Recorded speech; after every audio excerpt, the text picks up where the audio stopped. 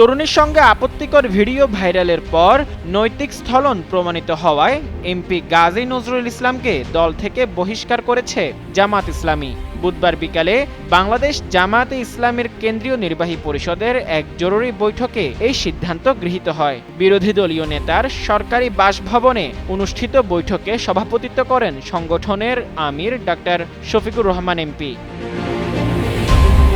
বৈঠক শেষে পাঠানো সংবাদ বিজ্ঞপ্তিতে বলা হয়, সম্প্রতি সাতক্ষীরা ৪ আসনের সংসদ সদস্য গাজী নজরুল ইসলামকে নিয়ে বিভিন্ন মিডিয়া প্রকাশিত বিষয়ে সাংগঠনিক তদন্তে তার সত্যতা প্রমাণিত হওয়ায় তাকে গঠনতন্ত্রের ৬২ নং ধারা অনুযায়ী বাংলাদেশ জামায়াতে ইসলামী থেকে বহিষ্কারের সিদ্ধান্ত গৃহীত হয়। একই সাথে তাকে সংগঠন থেকে বহিষ্কারের বিষয়টি বাংলাদেশ নির্বাচন কমিশনকে অবিলম্বে অবহিত করার সিদ্ধান্ত হয়।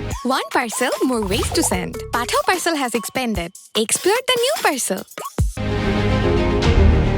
এমতাবস্থায় প্রশ্ন উঠছে, দল থেকে বহিষ্কৃত গাজী নজরুল ইসলামের সংসদ সদস্য পদের কি হবে? তার এমপি পদ কি থাকবে?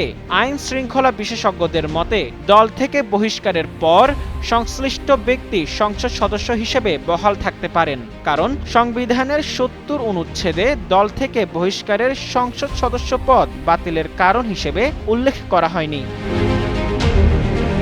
আইনজীবীদের মতে গাজী নজরুল ইসলাম যদি নিজের দল থেকে পদত্যাগ করেন অথবা সংসদে দলের সিদ্ধান্তের বিরুদ্ধে ভোট দেন, তাহলে সংবিধানের ৭০ অনুচ্ছেদে বিষয়টি সামনে আসতে পারে। এছাড়া কোনো ফৌজদারি মামলায় আদালতের রায়ে তিনি যদি সংবিধানের ৬৬ অনুচ্ছেদ অনুযায়ী সংসদ সদস্য থাকার অযোগ্য হন, তখন তার সদস্যপদ নিয়ে সাংবিধানিক প্রক্রিয়ায় সিদ্ধান্ত হতে পারে। বিশেষজ্ঞদের মতে সংসদ সদস্য পদ টিকে থাকা বা বাতিল হওয়ার বিষয়টি দলীয় সিদ্ধান্তের চেয়ে সাংবিধানিক বিধানের উপর নির্ভর করে। ফলে জামায়াতে ইসলামী থেকে বহিষ্কার হলেও গাজী নজরুল ইসলামের এমপি পদ আপাতত বহাল থাকবে। তবে ভবিষ্যতে তিনি দলীয় পদত্যাগ, সংসদীয় আচরণ বা দলের রায়ের মাধ্যমে অযোগ্য হলে ভিন্ন পরিস্থিতি তৈরি হতে পারে। মোজাম্মেল পায়েল, যুগান্তর নিউজ।